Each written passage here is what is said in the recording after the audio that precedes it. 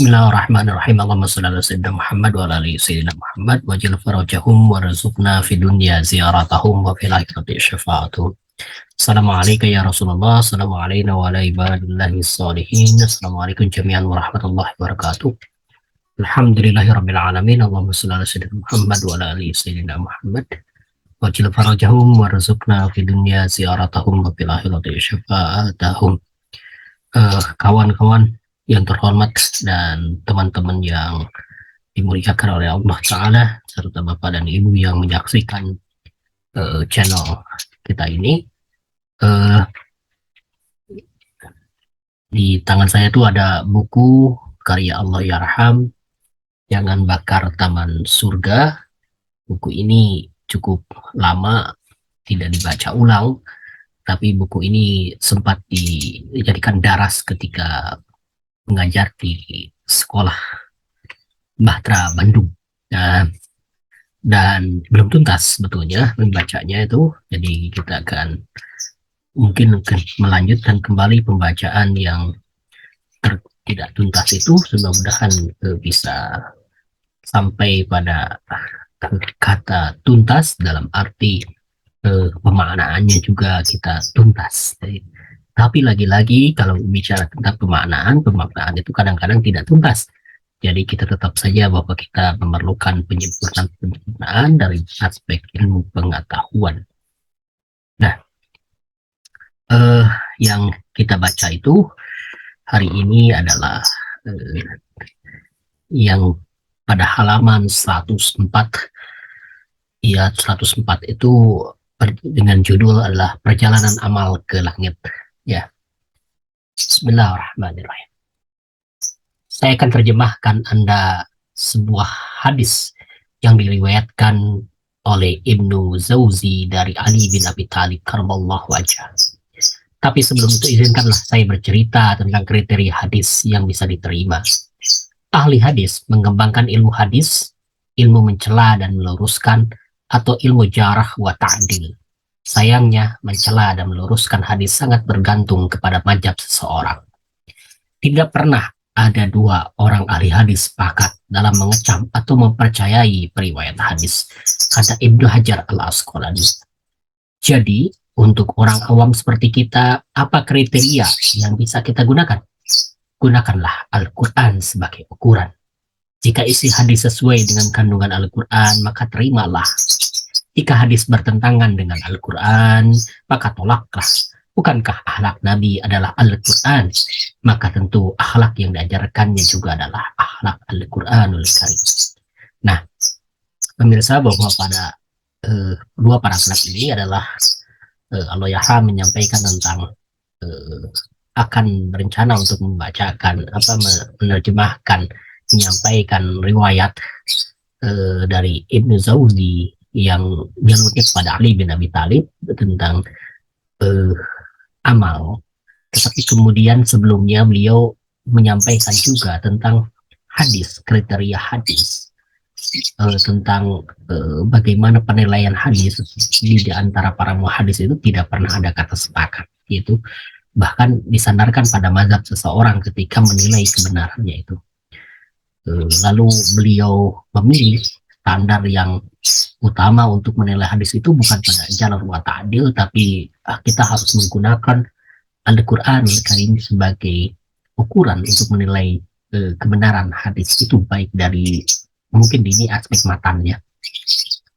Jika kandungan Al-Quran, jika ada hadis kemudian bertentangan dengan isi kandungan Al-Quran, maka kita harus menolaknya.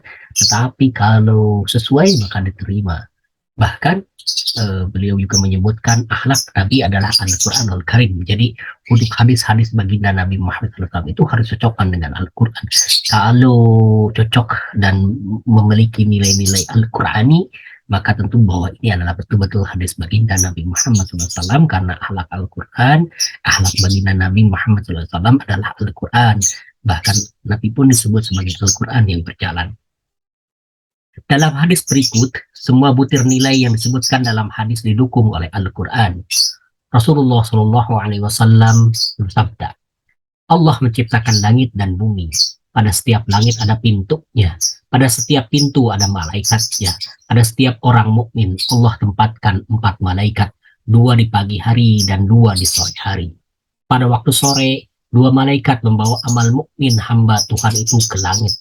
Ketika sampai ke langit dunia, bertanyalah malaikat penjaga pintu, apa yang kalian bawa? Dijawab oleh keduanya, amal hamba Allah. Malaikat penjaga langit memeriksanya lalu berkata, kembalikan amal ini.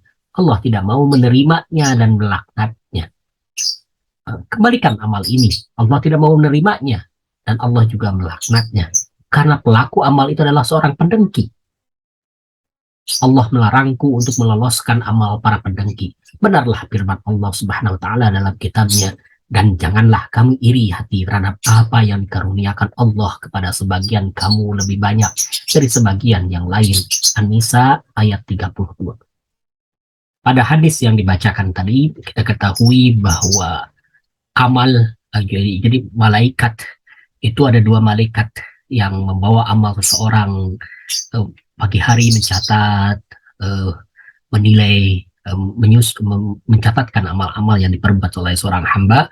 Kemudian nanti sore hari amal itu dibawa ke langit, dipersembahkan atau dinaikkan ke langit, disembahkan kepada Allah Subhanahu wa taala.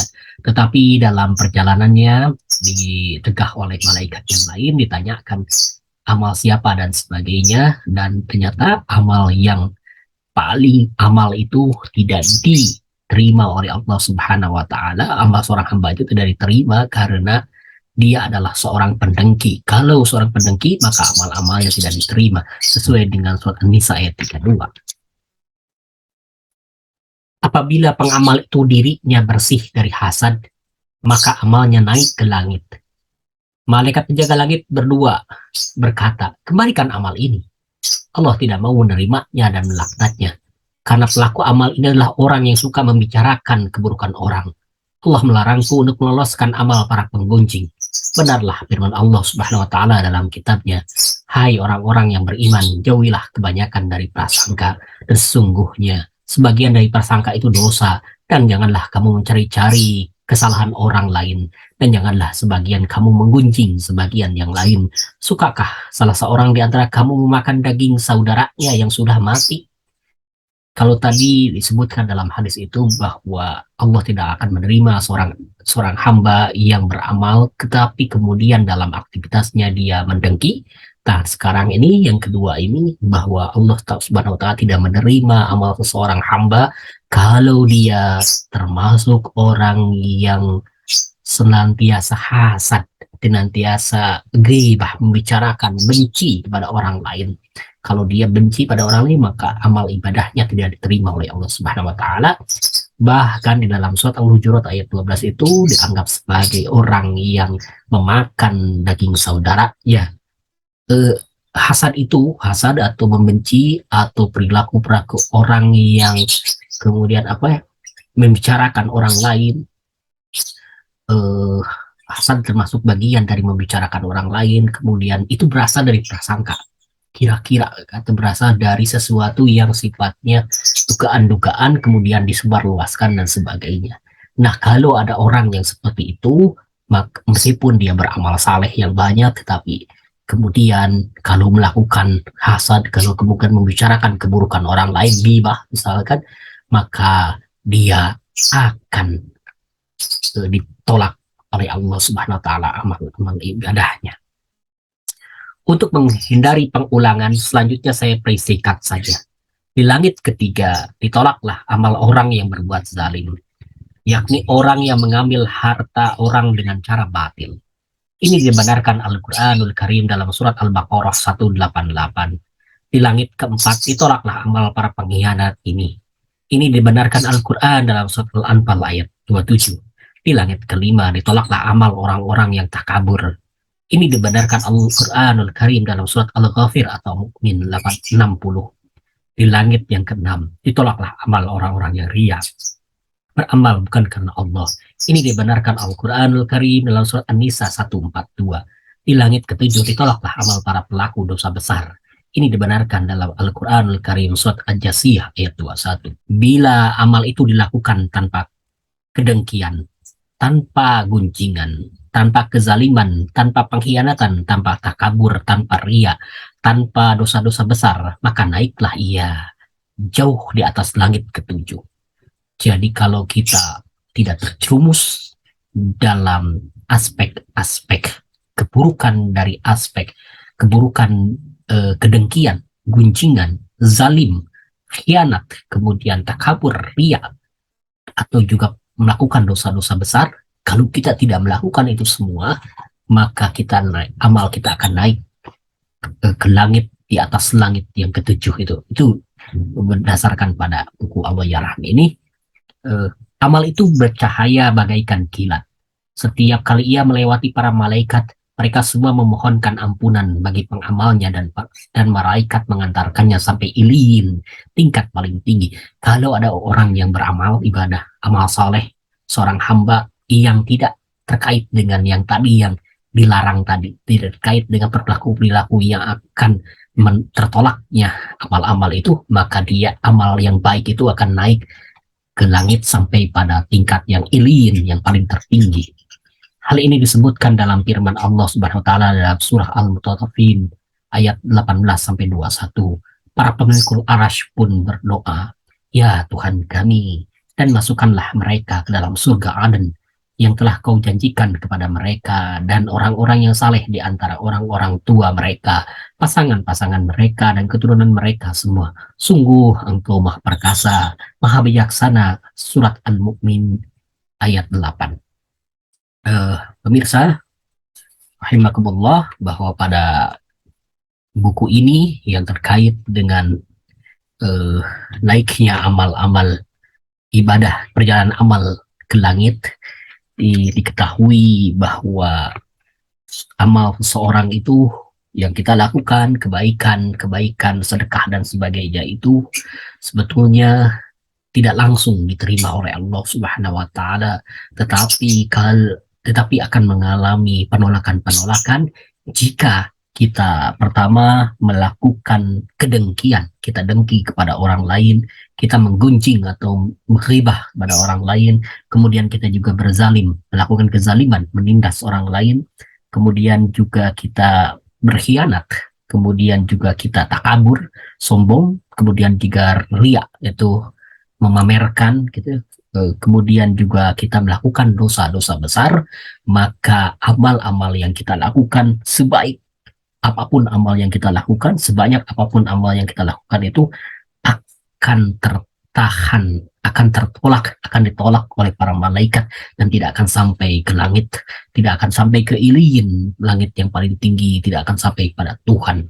Justru yang sampai pada Tuhan, pada langit yang tertinggi adalah amal ibadah yang di dalamnya tidak ada unsur zalim, gunjing, dengki, khianat, takabur, tidak diiringi dengan dosa-dosa besar.